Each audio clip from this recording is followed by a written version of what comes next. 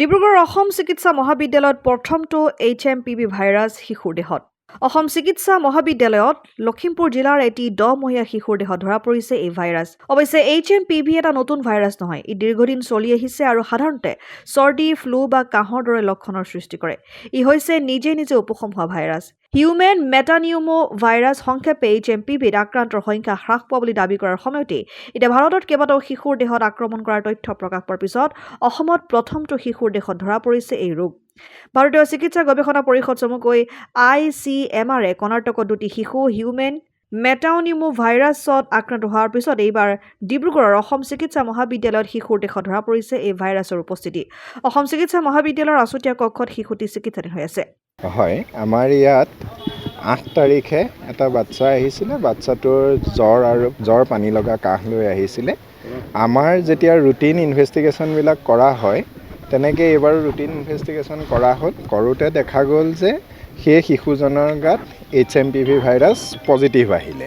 কিন্তু শিশুজন এতিয়া অলৰেডি তেওঁ নিজৰ লক্ষণসমূহ অলৰেডি হ্ৰাস পালেই। গতিকে শিশুজন একেবাৰে ষ্টেবল আছে, ভয় খাব লগা বিশেষ একো নাই। এতিয়ালৈকেতো তেনেকুৱা এটাও নাই। এই বছৰৰ এইটো আচলতে HMPV ভাইৰাছটো একো নতুন ভাইৰাছ নহয়। 2014 চনৰ পৰাই আমাৰ ইয়াত ৰুটিন টেষ্টিং হৈ আছে আৰু এইটোও আচলতে আমি সন্দেহবশতঃ কৰা নাই। যিটো ৰুটিন টেষ্টিং হয় তাত কৰোঁতে এইটো ধৰা পৰিছে।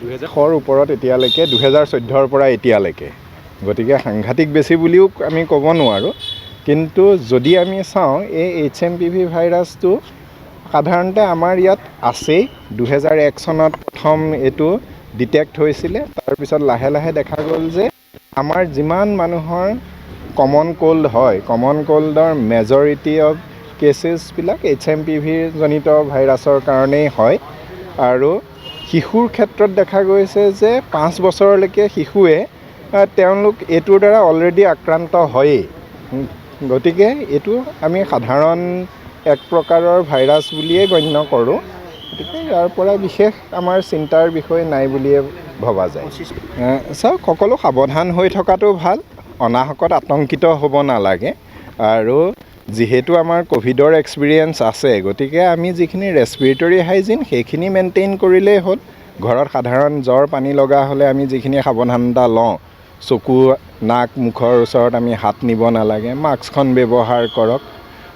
তাৰপিছত আপোনাৰ অকণমান যদি উশাহ লোৱাত দিগদাৰী হৈছে ডাক্তৰৰ পৰামৰ্শ লওক। তাৰ বাহিৰে বৰ বিশেষ একো চিন্তা কৰিব লগা নাই। শিশুটি এতিয়া আমি গম পোৱাৰ কাৰণে যিকোনো পানী লগা জ্বৰ কাহেটো ইজনৰ পৰা সিজনলৈ সুচৰে। গতিকে সেইটো গম পোৱাৰ পিছত তেখেতক আমি আইচলেশ্যন ৰুমত ৰখা হৈছে, মাক দেউতাকৰ লগতে আছে। এতিয়া শিশুটি সম্পূৰ্ণৰূপে সুস্থ। অসম আদিত্য, ডিব্ৰুগড়।